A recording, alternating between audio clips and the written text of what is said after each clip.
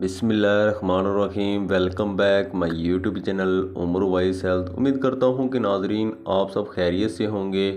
नाजरीन, आज की इस वीडियो में मैं आपको एक बहुत ही ख़ास बात बताने जा रहा हूँ। आज की वीडियो बहुत ही स्पेशल होने जा रही है और ख़वातीन के लिए जिनको वैसे मिसकैरेज हो जाता है या तो वो जल्दी कंसीव करने की कोशिश करती हैं लेकिन कंसीव नहीं कर पाती, दोनों सूरत हाल में ये वीडियो उनके लिए बहुत ही इम्पोर्टेंट है, क्योंकि आज की इस वीडियो में मैं आपको एक रूहानी इलाज बताने जा रहा हूँ और साथ ही साथ एक देसी जो कि टोटका भी मैं आपको बताऊँगा, देसी इलाज भी बताऊँगा जिससे आप जल्द से जल्द कंसीव कर सकती हैं।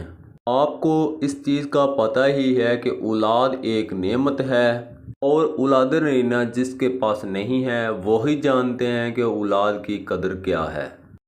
तो नाजरीन, आपने आज की ये वीडियो मुकम्मल देख लेनी है। इंशाल्लाह अगर आपके पास औलाद नहीं है, 10 साल से औलाद नहीं है, 5 साल से औलाद नहीं है, तो इंशाल्लाह अल्लाह के फजल व करम से, इस वजीफ़े की बरकत से और इस देसी इलाज की बरकत से आप जल्द से जल्द कंसीव कर पाएंगी। लेकिन ये जो आपने वजीफ़ा करना है पूरे दिल के साथ करना है। इंशाअल्लाह अल्लाह रब्बुल इज़्ज़त आपको साहिब औलाद से ज़रूर नवाजेगा।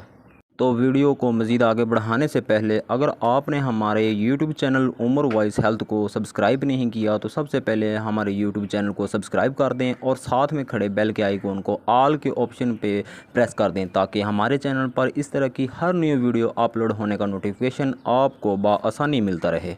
तो नाजरीन, आप नुस्खा नोट फरमा लें। आपने सबसे पहले क्या करना है, आपने फूल मखाना लेना है। फूल मखाना पंसार की दुकान से बआसानी मिल जाता है। और 50 ग्राम आपने सुपारी लेनी है और 50 ग्राम आपने संगे जराहत लेनी है। ये 3 चीज़ें होंगी और नाजरीन आपने ये तीनों चीज़ें 50-50 ग्राम लेनी है और इनका बारीक सफ़ूफ बना लेना है। और इसके बाद आपने हम वज़न इसमें इस पर गोल डालना है और मिश्री डालनी है।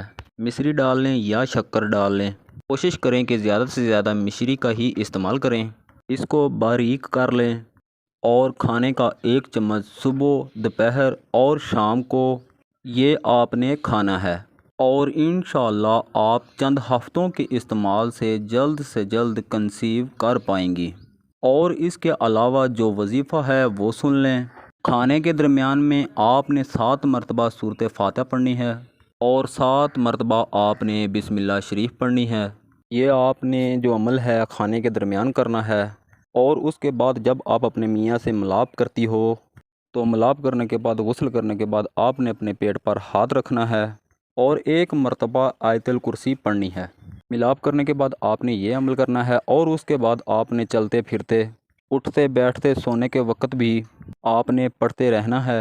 इंशाअल्लाह अज़्ज़ व जल जल्द से जल्द आप कंसीव कर पाएंगी। Thanks for watching Umar wise health.